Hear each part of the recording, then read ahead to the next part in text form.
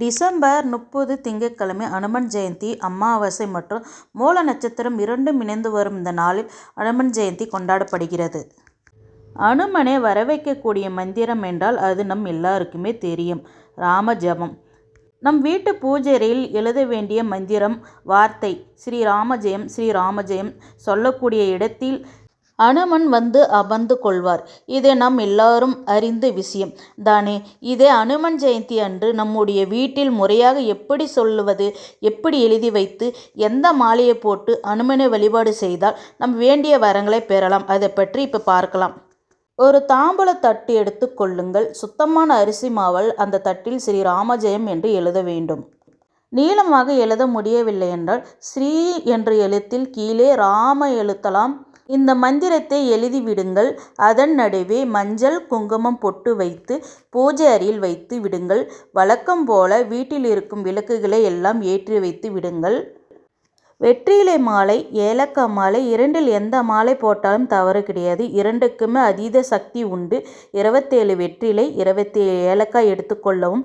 வெற்றிலை மாலையை தனியாக கட்டிக்கொள்ளுங்கள், ஏலக்காய் மாலையை தனியாக கட்டிக்கொள்ளுங்கள். 2 மாலையும் அந்த ஸ்ரீராம் ஜெயம் எழுதி வைத்திருக்கும் தட்டுக்கு மேலே போடலாம். அந்த ஆஞ்சநேயர் கழுத்தில் இருந்து மாலை விழுந்தது போல் சமம். பிறகு பூஜை அறையில் அமர்ந்து ஸ்ரீராம ஜெய மந்திரத்தை 108 முறை உச்சரிக்கவும்.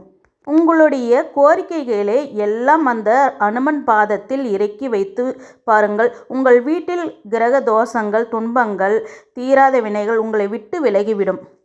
வீட்டில் இருந்தே வழிபாடு செய்யலாம். உங்களால் கோவிலுக்கு போக முடியும் என்றால் வெற்றிலை மாலை, ஏலக்காய் மாலை கட்டி அனுமனுக்கு சாத்தலாம், ரொம்ப நல்லது.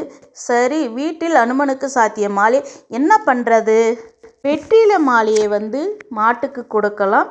ஏலக்காய் மாலையை நம்ம பூஜை பொருளுக்கு நம்ம நைவேத்தியம் பண்ணுறாங்களோ அதுக்கு யூஸ் பண்ணிக்கலாம், இல்லைன்னா மாட்டுக்கு கொடுக்கலாம். படிப்பில் சிறந்து விளங்கும், தேர்வுகளில் வெற்றி பெற, கணவன் மனைவிக்குள் ஒற்றுமை ஏற்பட, சூழ்நிலை காரணமாக பிரிந்து மீண்டும் சேர்ந்து வாழ நினைப்பவர்கள், நீண்ட காலமாக நோயால் பாதிக்கப்பட்டவர்கள், கர்ப்பிணி பெண்கள் அனுமன் ஜெயந்தி அன்று அனுமனை வழிபடலாம்.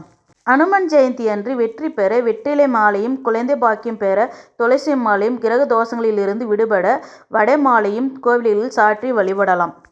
அனுமன் ஜெயந்தி அன்று வீட்டில் உள்ள அனுமன் படத்திற்கும் பெருமாள் படத்திற்கும் துளசி மாலை சாற்றி நெய் விளக்கு ஏற்றி வைத்து வாழைப்பழம், வெற்றிலை பாக்கு, வெண்ணெய், வடை நெய்வேத்தியமாக வைத்து வழிபடலாம். நாளை அமாவாசை அனுமன் ஜெயந்தி என்றதால் சிறப்பான நாளுங்க. நீங்கள் கோயிலுங்களுக்கு பக்கம் நீங்கள் போய் இதுமாரி கும்பிடலாம், இல்லை போக முடியலன்னா நீங்கள் வீட்லேயும் கும்பிடலாம். நினச்சது நிறைவேறும்.